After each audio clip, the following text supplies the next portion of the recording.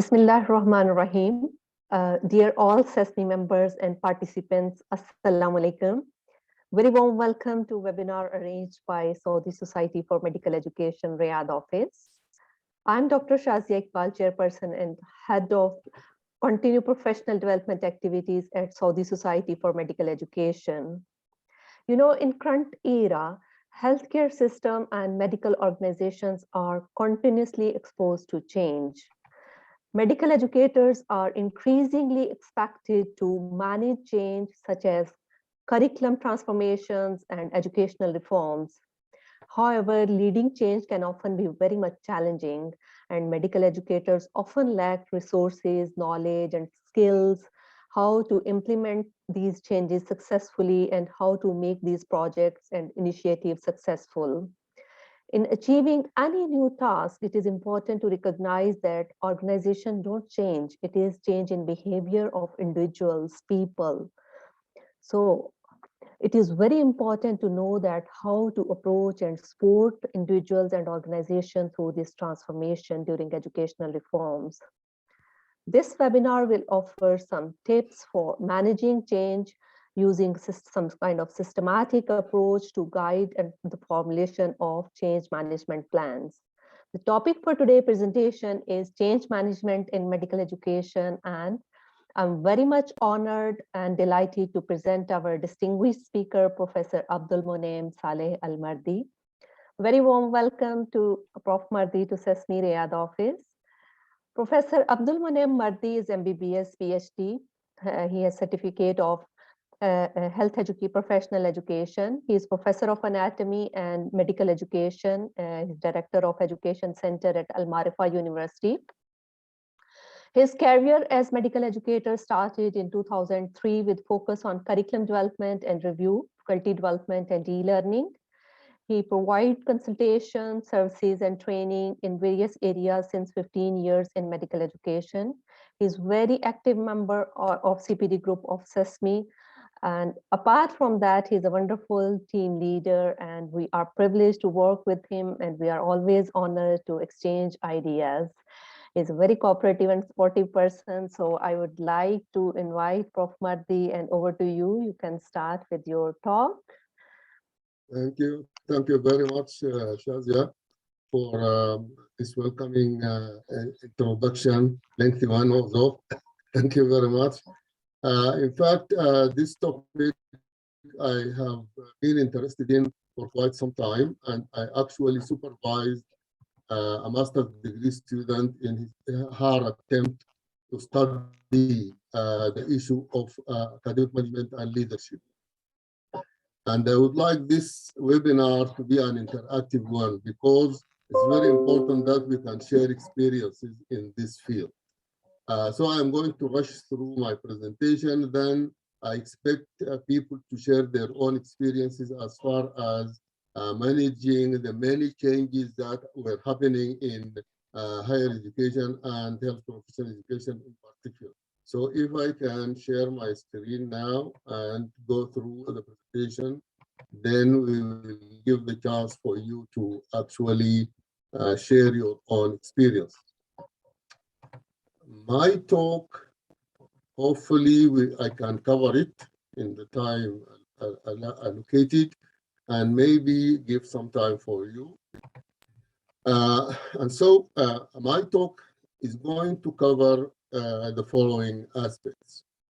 First, generally, one or two slides about change, and then what is happening in higher education institutions in this past decade, and then why change is often unsuccessful, because this is a very important aspect if we can identify why, as research is already proved that 70% of change doesn't succeed.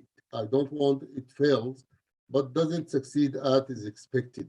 So I'm going to touch on that for a couple of slides. And then it's very important that people review and revise what is known as change management models so that they can actually choose from them with an understanding. And then I will end with managing change. How do we manage change in higher education? So what is change? Change, by the way, as Heraclitus said, nothing is permanent but change. So change is taking place everywhere and everywhere. And so everything is changing every day. But it's very important that we classify change because change is happening in higher education, but there are various types of change which are taking place. The first type is called the adaptive change, and people working in quality know that. We are always doing some incremental changes and slight adjustment. If we are not doing that, then our programs and curricula are static, and they are supposed to be dynamic, changing all the time. But these changes are called adaptive changes.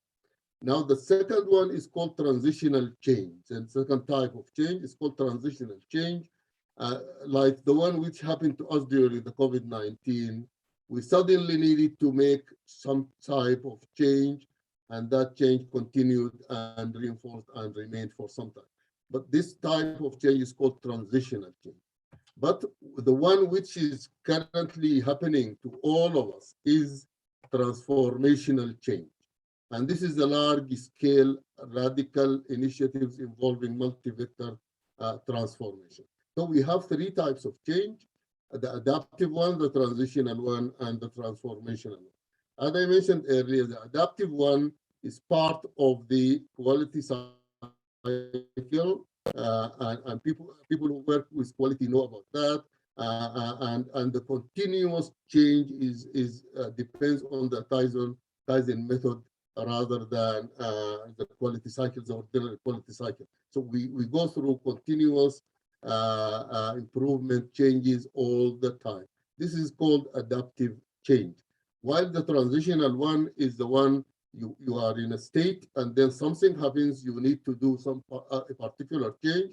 And this one involves a bit of training, a bit of design, so it is transitional because you want to shift one dimension in your institution to another one or one aspect to another one. This is a transitional change.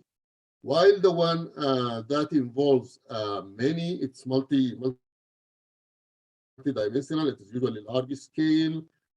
I don't know about you, but currently at Al-Marifa, we are undergoing a number of changes, the culture, the leadership and the people, the governance, the processes, the structure, the data awareness, workplace itself, the ecosystem.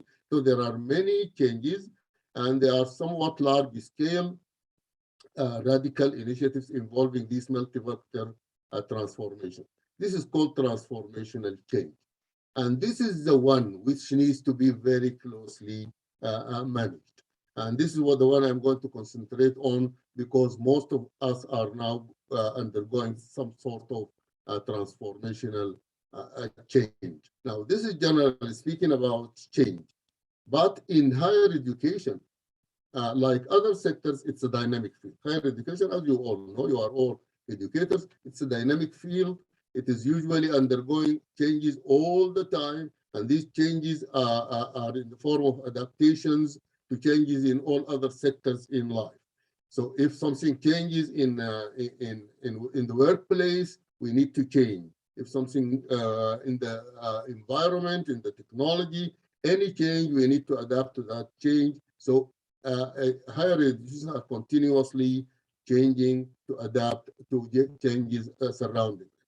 And these are often internal in the institution or external factors outside the institution. And so ongoing unexpected changes, these ongoing unexpected changes were highlighted beautifully in a publication by the Institute of Public Policy Research. By the way, I saw this 3-4 years ago, but it was published earlier on, and I was surprised. Why didn't I see it? Why didn't I hear about it? It was talking about what is happening now 7 or 8 years ago. It is entitled "An Avalanche is Coming."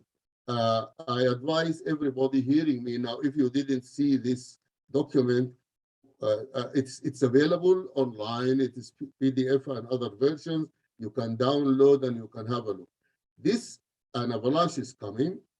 It was talking about the inevitable change in higher education, and it is calling it an avalanche is coming, higher education and the revolution ahead. And this was published in 2013. So it is now 7 to 8 years old.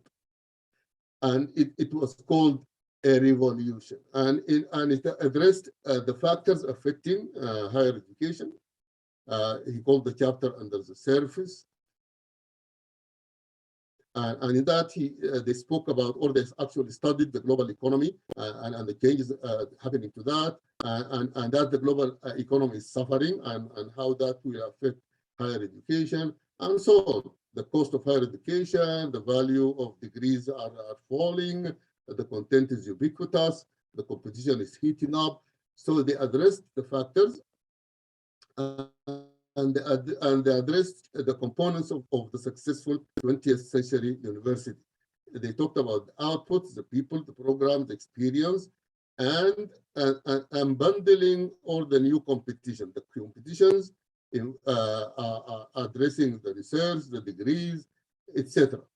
So in this book, which is very good, it's a white paper, and I advise all of you to have a look at this publication.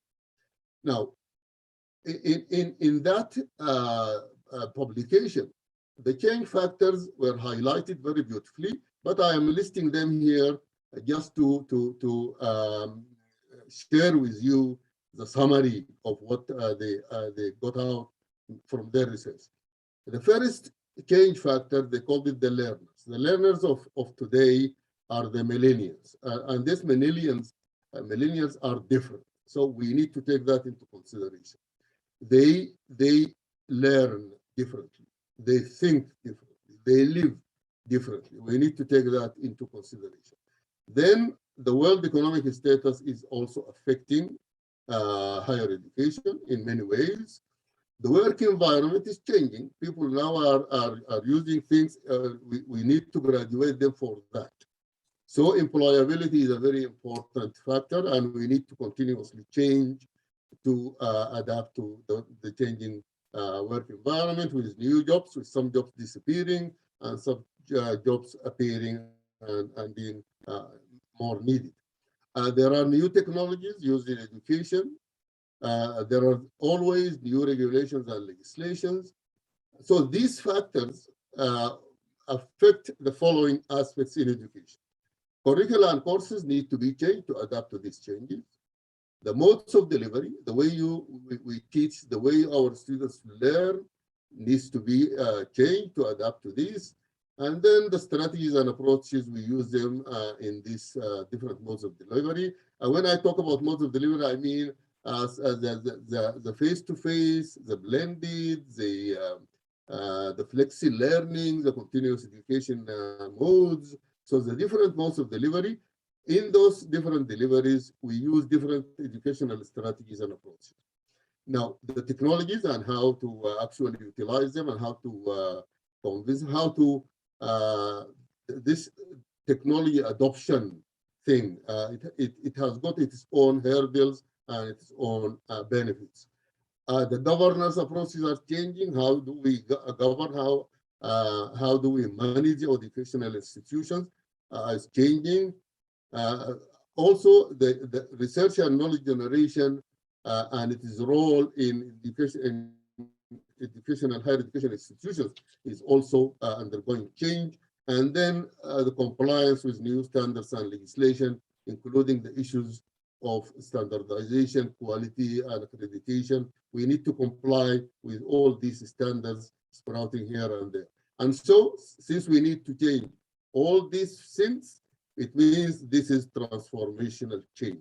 It is not addressing one aspect. We need to encourage our faculty to do more research. We need to involve them in issues related to quality and accreditation. We need to involve them in new modes of delivery, in new learning strategies and learning approaches.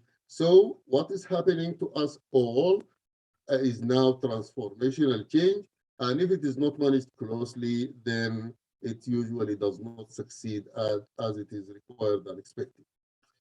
Now, these are the changes which are taking place in a higher education institution. Now, why change is often unsuccessful? Why they do not succeed? Why they sometimes fail? Now, in a recent publication, they identified, there are many publications, but in summary, they identified several barriers to change that can stand in the way of projects and initiatives. One of them is overzealous leadership, leaders who push people without taking into consideration the environment, their capacities, their capabilities. So overzealous leadership is one identifiable factor leading to unsuccessful initiatives. The second one is from the side of the stakeholders, and when they see change as a threat instead of an opportunity. And this is one major identified in several publications. The lack of transparency and inadequate communication from leaders is also one very important factor. And also from the side of leaders, if they do not take employees' input, if they sort of enforce change top down. And also, if you have a rigid organizational strategy, then that can be a hurdle. And lastly, but not least, a very important factor, I put it at the end, not because it is the least one, but it is the one I am going to address. Inadequate preparation. If you do not prepare, if you venture into any change without adequate preparation, including a change management strategy and plan, then this is one very important factor in failure. Now, as very beautifully put by Benjamin Franklin, he said, by failing to prepare, you are preparing to fail. And this is a quote which is quoted everywhere because it proved to be true. So what is the solution for these hurdles, for these obstacles, for these problems, difficulties? Change strategy. If you want to succeed, you need a change strategy, converting it into a plan. And this is what I'm going to address. So before we go into what do you need to do, I know most of you already read about, was trained on, actually applied, some of you probably applied the change management model. So I'm going to review them very quickly with you, and then I will end with how I propose we can manage change. Now, generally speaking, all models are built on the quality cycle, the steps of the quality cycle. And for example, they summarize all of them. They summarize the steps of change as a step of defining the issues that needs to be changed. And in that you have a certain points. You need to clarify what is changing and why. You need to clarify the roles in the change management process, etc. And then you need to plan for that. And then you implement, and very important, put in highlighted large letters, communication and training. And then you sustain the change. So all of them agree on these steps, but they arrange them differently, producing the different models. You all probably know the famous models, which are the McKinsey model, the ADKAR model, the Lewins model, and the Kotter model. There are, by the way, tens of them, but these are the most famous. Everybody's talking about them. Many people are actually using them in one way or the other. The first one is the McKinsey. The McKinsey has got, it's not actually a change management plan. It is not a plan. It doesn't tell you what to do, but it is a very important model that you can use it. It doesn't give you steps that will help you improve. But each of the 7 factors mentioned in the model are very important. It doesn't tell you how to improve them, but it tells you how to study them, how to analyze. And so it is more of a preparatory work model than a change model. And so before you create an actual plan, it is meant to help you take the 7 factors into account. And it helps you analyze the differences between where you are and where you would like to be. So it's a preparatory model. Those who saw the model, this model often drives home the complexity. What I mean by that, if you study these 7 aspects in your organization, it will tell you how actually the organization, or it will draw your attention to the fact that organizations are complex. And because it shows that all those factors are so closely interrelated, if one is affected, it will definitely impact all the others. And so it helps leaders see what they need to keep in mind when implementing change. So these are the 7 aspects of the McKinsey model. They are the structure and the system and the strategy, the style, the staff, the skills, and the shared values. And they call them the 7 S's, the 7 S's of the McKinsey model. And it's explained, but they classify them into hard S's, which are the structure, the strategy, and the system, and the soft S's, which are the shared values, the style, the staff, and the skills. And for each one, they shed one big question. For example, about the structure. What structure do we need to execute the strategy? And for as far as the strategy is concerned, what should we do to solve this specific problem? What system do we need to use to develop or execute the strategy? And so on. For each one, there is one large question about the S, and then for each one, there is a checklist. And for example, for strategy, you can ask, what is our strategy? How do we intend to achieve our objectives? How do we deal with the competitive pressure? How are changes in customer demands dealt with, generally speaking? And how is the strategy adjusted for the environmental issues? For the structure, there is a list of questions. How is the company or team or the organization divided? What is the hierarchy, etc. For the systems, what are the main systems that run the organization, and so on. For the shared values, what are your organization's core values, etc. And then for the style, how participative is the management or leadership style? How effective is that leadership, etc. And then the staff, what positions or specializations are represented within the team, what positions need to be filled, etc. And skills, what are the strongest skills represented within the company or with the company or team or institution, and so on. So there are certain questions you need to ask when you are actually doing situational analysis for the preparatory step of change. So this is the first model, which is the McKinsey model. The ADKAR model, it has got 5 letters, and these 5 letters are actually an acronym for awareness, desire, knowledge, action, and reinforcement.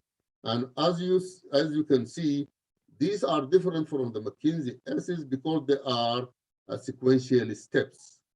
All the other models are actually identifying sequential steps, while the McKinsey model identifies aspects or dimensions you need to study in preparation for change. Now, here awareness, for example, what is and isn't working in my organization, and what are my options, how to communicate that there is a problem, etc. And then you need to establish a desire, to communicate benefits for adoption of Scrum, identify risks, etc. And then the knowledge, learn new technical skills, etc. And this addresses preparatory part and the training. And the action is actually employing a suitable governance framework, training the basics, start small, etc. And then the R is reinforcement. So the ADKAR model addresses 5 sequential steps: pre-contemplation, the contemplation, the preparation, the action, and the maintenance. These four are called the awareness, the desire, the knowledge, action, and reinforcement. And to be successful, you have to follow them in succession, identifying the business need, you concept and design, you implement, and you post-implement. This is the second model. The third one is called the Kurt-Lewin's model. The Kurt-Lewin model is very simple. You have a status, and then you want to change. You unfreeze the status, then you carry out the change, and then you refreeze. It's very similar to the transitional change steps. The three steps of transitional change are very clearly represented here. But they, in the Kurt-Lewin's model, they give you an inventory of questions you need to ask. You recognize the need for change, then you determine what needs to be changed, then you encourage replacement, ensure there is a strong support from management, manage and understand the doubts. This is the unfreezing step. Then you plan the change, you implement the change, you help employees to learn, and so on. And then you refreeze. This is the third model. The last one, many people actually heard about it and actually maybe implemented it in their institution. And it is made of 8 steps. And these 8 steps start with the creation of a sense of urgency. Then you build a coalition, you build a team. Then you form a vision and initiatives. And then you enlist a volunteer army. You recruit a team that can actually do the change. And then you enable them, action by removing barriers to them. And then you generate short-term wins, so that they celebrate while they are continuing with the work, and then you accelerate and sustain, and then you institute the change. These are the 8 steps of the Kotter's change management model, and they usually draw them in different, but they are sequential ones. Some people classify them like here, you're creating a climate for change by doing the 3 first ones, increasing the agency, building the guiding team, and then getting the right vision. Then you engage and enable, you recruit more people, you communicate for buy-in, you empower action, you create short-term wins, and then you implement and sustain the change. So they are dividing the 8 steps into 3 main ones. Now, these are the 4 famous models, but is that all? Is that all? Because these are the models for change. And with that, while you are implementing any of them or any 2 of them or part of this and part of this, you need to pay attention to a particular player, particular stakeholder, those who are being subjected to change and who are going to actually make the change. You need to deal with issues related to these stakeholders. Now, you need, very important, to manage the mindsets, the tunnel behaviors, and the emotions resulting from change. So these 3 aspects related to people are very important. And this is the major issue that was identified by research that can lead to failure of change. They call it the hidden, expected resistance. So dealing with resistance by managing mindset, tunnel behaviors, and emotions is a very important aspect you need to take into consideration. How do we do that? First of all, dealing with fixed mindsets and creating growth mindsets is a very important aspect, and you need to know how that is done, and we have suggestions for that. And so, as we know, resistance to change, and a recent study, these are the results of a very recent study. For example, they asked about, what do you think the areas of resistance are the area of resistance, for example, lack of understanding of the purposes of the change. Is that important? Is that, what do you think? Do you agree that it's a very important cause of resistance to change? And it is described there may be a lack of understanding of the purpose of the project. There may be lack of awareness in the need for the change to occur. Now, 3 out of 5 so it's not quite clear. Not everybody agreed. The lack of support. This one, 5 out of 5. Everybody thought this is an area of resistance. Strongly agree. All of them strongly agree. Feel there is a real threat. The threat, talking it as a threat, not as an opportunity. Well, they disagreed with that. The concerns, they disagreed. They strongly disagreed with high level of impact and daily work patterns. This is not a factor they thought. And then adverse changes to key working relationships. This one, most of them agreed, and the score is 4. And the lack of incentives was 1. As you can see, the highest score was lack of support from various levels in the organization, and also the adverse changes to key working relationships. So it is mainly managerial or leadership issues, followed by a lack of incentives and lack of understanding of the purpose. Now, forget about this. Now, there are theories that address how you can influence stakeholders in a very subtle way. What are the tactics, the theories, the techniques that you can use to actually deal with resistance to change? One of them is the Kubler-Ross change curve. It's also always discussed when people discuss change management. The Everest-Rogers diffusion of innovation theory, the nudge or the nudging theory, and the appreciative inquiry techniques. These 4 are usually used as tools, as background information when you are dealing with mindsets, that tunnel behaviors and emotions.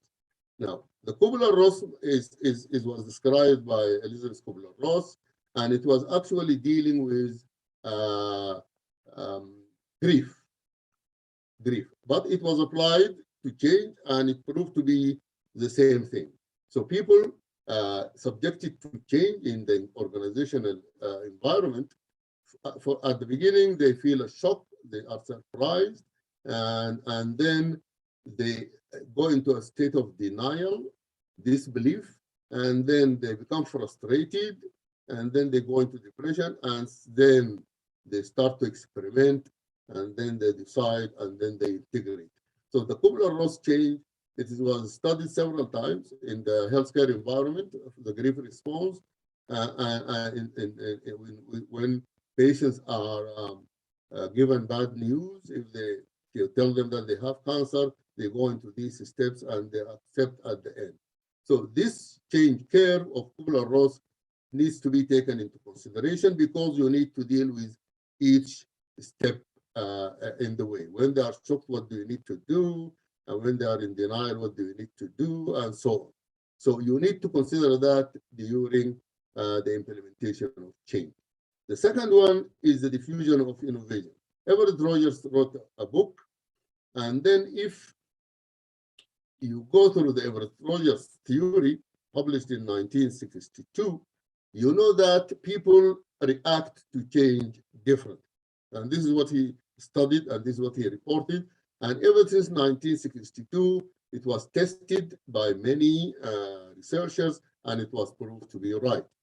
They studied faculty in universities, they studied workers in other organizations, and it was proved to be right. When you introduce change, it's now widely used in change management. It is said that people are normally variable in their response to innovation or change. And Everett Rogers said, usually in any environment, in any normally distributed population, in any environment, there usually 2.5 or 2.5% are innovators. These are innovators. When you introduce change, they are already ready for it. Then 13.5% are early. They usually adopt change without any resistance. And then the 34% that make the 50% on the left side of the curve are the early majority.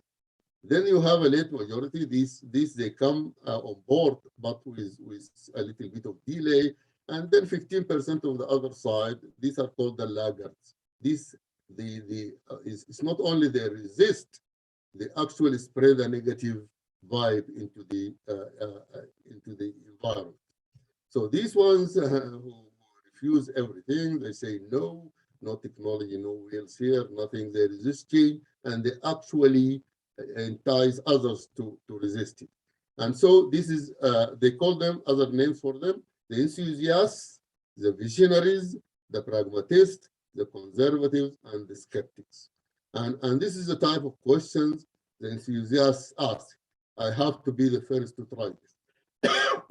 While the visionaries say, I want to show you this helpful tool I found. They usually come up with things like that. The pragmatist, why should I start using this technology? They question. While I was skeptical, but I should have tried this earlier. These are the conservatives. And then I guess I can give it a try, but I need help. They are usually laggard. They came late, the skeptics. So this is the second theory you need to take into consideration. You need to know that people are different. You need to be able to identify, and you need to be able to have a plan to deal with each category of these 5 categories. Now, the third technique and theory is called the nudge theory. And nudging is actually in Arabic al-hath, tahith al-nas, you stimulate people to do without them feeling that you are pushing them towards something that they need to do.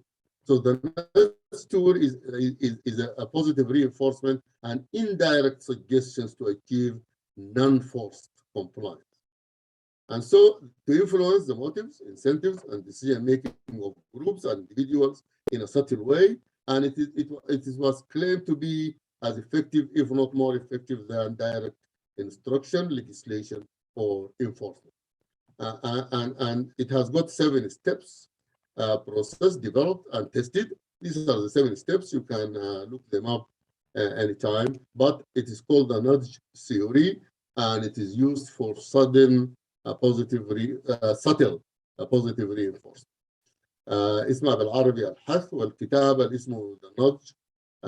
حقيقة it was translated and you can look it up. It's beautiful.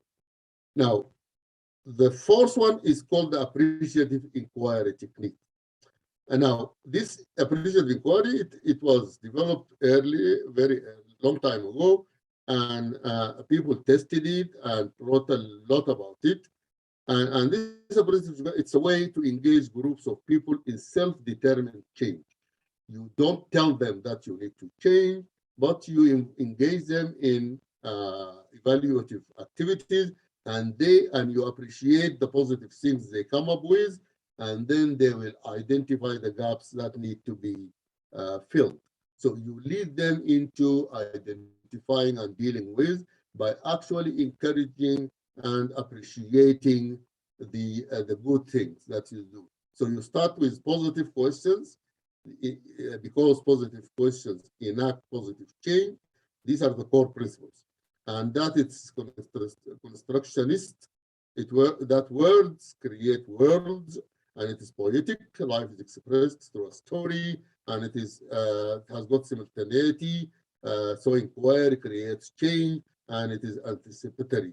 Imagination drives action. These are the 5 core principles of the appreciative inquiry, and these are the 7D, the 5D steps, very similar to the change steps in some of the models. You start with the definition, the discovery, and the dream. What the discovery are, what are our strengths?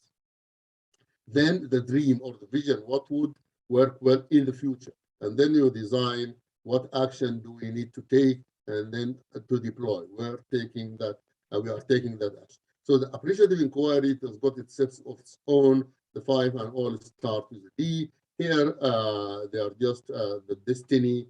The discovery includes the definition, but the dream, the design, and the destiny. Now, these are 4 actually theories and techniques that can help implement change. They can help deal with emotions, deal with mindsets, deal with tunnel behaviors.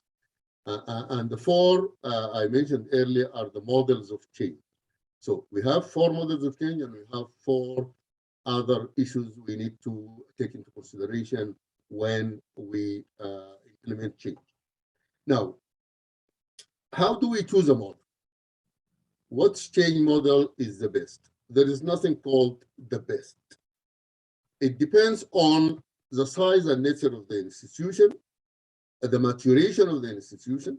Is it evolving? Is it still evolving, or it's mature, well established, or what? And then what is the type of change? And so several models can be applied at the same time. You don't necessarily need to go for one and say, I am going to use the Kirtley Ewings and freeze, then freeze. No, you can use several depending on the factors, environmental factors. For example, large organizations that understand the importance of leaders might want to consider Kotter, McKinsey, and ADKAR. So if you're a large organization, you need to combine these three, the McKinsey, the Kotter, and the ADKAR models, because each of them has got its own advantage. Now, when planning for resistance in particular, Kotter, Kirtley Ewing, and ADKAR models might be the way to go. And Kotter itself provides steps for implementation, while Ewing and ADKAR are more general in their approach. And so Kotter is the most widely used one with large and even medium-sized organizations. Now, encouraging organizations to develop their own way of reaching the goals. And this means you can combine, you can add some components from one model to an existing model and make it suitable for your organization. Now, managing change, a proposed approach. This is what I propose from my own experience in higher education institutions. Now, there is a paper, white paper, also called What Does Change Management Really Look Like in Higher Education? And from that, they address contextualization, making it suitable for your context. Now, if you want to change, you can do the following. First of all, this is taken from the different models. Select a leading team and provide training for them. Carry out a preliminary situational analysis, and for that, the McKinsey level, the McKinsey framework or model can be used for this. And then identify ongoing, because when you want to introduce change, maybe there are already some projects going on in your institution. Now, you need to identify them, but you need to prioritize. When you prioritize, of course, you know the 20-80 principle. You select the 20% that can produce 80% of the required results, according to the Pareto principle. And then after you do that and you prioritize, you identify areas of overlap, because inevitably.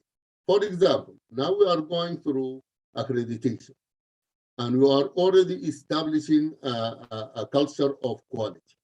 And we are introducing research in a stronger way, because when they visited during accreditation, they asked about research. So we have a project dealing with research.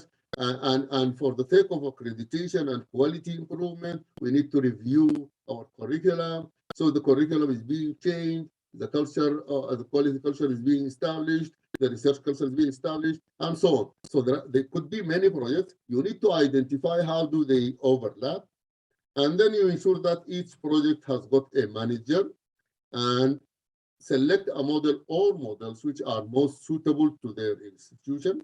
Which one? Get Lewins or Kotter or Car or what, and build a plan. And then you create a matrix of the project management plan and the change management plan for each project, like so. For example, they identified 6 steps of change management on the left side, and the 5 steps of the project management at the top. And then you produce a matrix. During the concept, then I will start the life cycle management establishment or definition. And then during the initiate, I will do this. During this, I will do this. So you create a matrix. And then When managing people, because they are the main stakeholders affecting change, you categorize people using the diffusion of innovation model, and then use the Kubler-Ross model to manage emotions, this one, if you remember it, and then deal with them starting with the status quo, the denial, the righteous resistance, etc., until you pull them up in the direction of positive change. And then you use approaches like nudging and appreciative inquiry techniques to minimize resistance. So to minimize resistance, you use the nudging and appreciative inquiry. And then, of course, as you know, managing people is very important for building a system which is constantly designed to connect hearts. You need a change management plan, which is time framed to help you monitor and evaluate. And I thank you very much for your patience. I wanted to leave some time for inputs from your side. Back to you, Shazia. Yeah, thank you so much, Prof. It was a wonderful talk in which we had an insight, especially in theoretical perspectives, that which kind of models are there and how to apply it.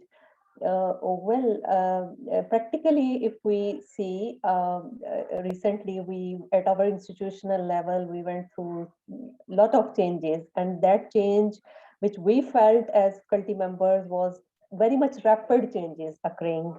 So if you can just guide us, being medical educators, at how to grasp all these changes quickly when faculty is struggling to settle down with one change, and all in sudden then there is again another change before we stabilize one thing, again a change, especially in curriculum reforms. So I really feel myself in trouble when there is a matter of curriculum changes in courses or curriculum mapping. This level will be this year in this much credits and this much year. So it's very hard until unless, like, how you will evaluate the outcome of these change if we are making too abrupt changes and sudden. Actually, I already mentioned that. First of all, you said it at the end, abrupt. Don't do abrupt changes. You need, as you remember, all the models started with define and discover first of all. And I also mentioned at the end, if we now want to make a plan, we will find out that there are already changes which are going on. So the first step is to apply the McKinsey model to actually identify the changes which are going on. For example, I said there is everybody is changing the curriculum. They are reviewing the curriculum. You are establishing a quality culture for now several years. Maybe every institution is establishing a quality culture, and not everybody is on board, and we need to reinforce that. The research, not all of them were doing research, and they are not taking it very seriously. You need to push the research aspect ahead. Accreditation, you need to prepare for accreditation. People are now applying whatever. So you need, first of all, to identify what are the projects or initiatives which are already going on, using the McKinsey model, identifying the cultures, the system, the environment, the style, everything. Then I said you prioritize, because you cannot tackle all of them at the same time. Now you need to select you need a workshop. You need a workshop. People call it the SWOT analysis. You want to do a SWOT analysis after you identify all the changes which are going on. Then you will ask the stakeholders, if I want you to actually score for me all these projects which are going on, which one do you think is most urgent and most important? And then you identify the essential few. They call them the essential few, the 20% that can produce the 80% results. But you were talking about one particular project. For example, curriculum review. Now, this you need to make a plan for the curriculum review with the steps and everything. And you need to, it's an operational plan. You first of all identify what you need to do and then how you want to do it. Then you build the team, you train the team, you put the strategy, you put indicators and how you are going to measure them. And while you are going through the project, you measure these indicators and you put a plan for what if, for corrective action, and so on. So for one project, you need to put an operational plan. But for the institution, you need to list and prioritize. And as I said, you convert each project into a project and give it to a project manager. But at the same time, you have a change management plan and you make a matrix. The communication at which level we need, which type of communication, and so on. By the way, there are a number of questions in the chat. If you can read them, please, Shazia. Yeah, please. Yes, there is question by Dr. Yusuf. What is the effect of economic factors on change management in higher education? Very important. I mentioned it. Yes, very important question. One way of prioritize, because when you come to prioritize, it is not only what people think is very important. You will, I will always refer you to the McKinsey model. Do we have the resources? Do we have the train? So part of it, do we have the money for this change? You don't venture into a change that you cannot afford. So this is why I said project, make it into a project, give it to a project manager, and let them study what they need and is it available, or if it is not, can it be made available? All of us are now undergoing some sort of hardships in our institution. So we need to prioritize. We say, well, this, as I said, the 20 which are going to get us the 80% of the results we aspire to. So definitely, economic hardship is affecting the way we do things in higher education. I advise you to also look at the Avalanche is Coming, the book. It is addressed in detail in that document. That's great. Yes, Dr. Bahar. Thank you, Dr. Shazia.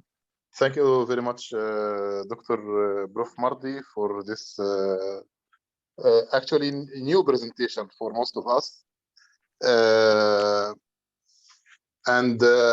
I think there is a question raised by this wonderful presentation. Actually, who and when? So the title is Change Management. So does this mean that change management or this presentation is directed to managers or at the senior level, or anyone in the institute is advised to think about change management? And when to start change? Because actually in most of our institutions or even companies, the trigger for change is external, because now institutions are overwhelmed by external factors and triggers, such as the higher bodies or ministries, for example, directives, laws, legislation, new legislations, economic factors, and so on. So who and when? Thank you. Okay, thank you very much. Beautiful question, because I mentioned it while I was talking, but I will reinforce the concept again. Remember, I said the first step I recommend is using the McKinsey model for situational analysis. And then I said, if you do situational analysis, you will definitely identify issues. First of all, you will identify gaps in the organizational structure and the way people are doing things. Maybe you do, by the way, you have a quality unit, or what do you call the the unit or the section you're heading? Yes, we are managing development and the quality center. So, is there a strategic plan for the college or the university? Sure, there was an old strategic plan, and we developed a new strategic plan 2030. And McKinsey model was the core model for developing such strategic plan. But actually, the trigger for such strategic plan, as you know, is the influencing external factors like the force of accreditation, the force, and actually these are very important driving forces for improving quality and change management. Absolutely. But my next question is, who is responsible for the implementation and follow-up of the strategic plan? According to the hierarchy of our organization, the strategic plan office or subcommittee is working under the umbrella of development and the quality center also. So thank you for the answer, because everybody listening, they will have a different arrangement in their institution. So when you ask who shall do this, then it depends. It depends. Who is responsible for this strategic planning and operational planning? Who is actually implementing whatever projects are needed in the institution? For example, I know that you are responsible for two major issues. One of them is establishing the quality culture, and two is preparing and managing accreditation. Am I right? Yes. And by the way, if somebody thinks in the institution, in the leadership of the institution, that we need to apply for ISO accreditation, then they will try and find who could do this, isn't it? Yes. And so ownership of change management depends on the institution, the organizational structure. Some institutions, they already have a leadership of, well, they call it leadership of quality and development. And so development is actually what they are supposed to do. And so it depends on the organization, but it needs to be assigned to a body, this change management plan, because it is overarching. It is not for one thing, it is not for one department, it's not for one college, but it should be right across the organization, helping everybody who has a project or an initiative to manage this change effectively and efficiently, because as research says, 70% of projects fail because they do not have a change management strategy. And people, by the way, there is change inside the project, that is something else. Managing change inside one particular project, that is something else. If somebody wants to change something, he will send it to he will send a change request, and somebody replies, the project manager will reply, that's something else. But change management I'm talking about is mainly how to manage people, and overcome resistance. The second question of yours is when. I also told you, if you start now situational analysis, you will identify that you already, and you said it, you already started a number of projects triggered by external factors mainly. But if I remind you of your work as quality, you are every day identifying changes that need to be carried out. But you can deal with them as adaptive changes, but you can also deal with them as transformational changes. Because if, for example, with time you identify that learning technologies are good and you need to make this change in the institution. In this case, this is going to be a transformational change, because you need to change the infrastructure, you need to train, you need to buy some new applications and platforms, etc. So as part of the ongoing review and evaluation of what you are doing, you identify changes which can be adaptive, can be transitional, but they can be transformational. and this will kick off a major change that needs to be closely managed. Yes, this is very clear. Thank you so much. And by the way, the most يعني lovely method actually I liked in your presentation is the nagging method, and this elephant smoothly يعني moving because it's not complex like McKinsey and the car and so. Yes, the nudging. Because in the I read a paper. It's an old, maybe old 10 years ago, for example, the paper about the Six Sigma, and the title of the paper was "The Six Sigma is not suitable for a fainting heart." So So you should actually yes, as you precisely said, select the best model suitable for the institute. Thank you, Prof. okay. Thank you very much. Any questions, Shazia? Yes, there is a lot of demand of recording. So sure, we shall share this recording with participants on their registered email. And if anyone has question, you can ask. Otherwise, it's time to say goodbye. And it was wonderful presentation, meeting with you. And hopefully now it's time to adapt, change, especially if we talk about innovative way of teaching, understanding our new students approach, how to approach this tech-oriented student era, and implementation of technology at medical institutions, which is really a transformational change. So thank you very much, Prof. I would end and would say goodbye to all. Bye-bye. Thank you. Bye-bye.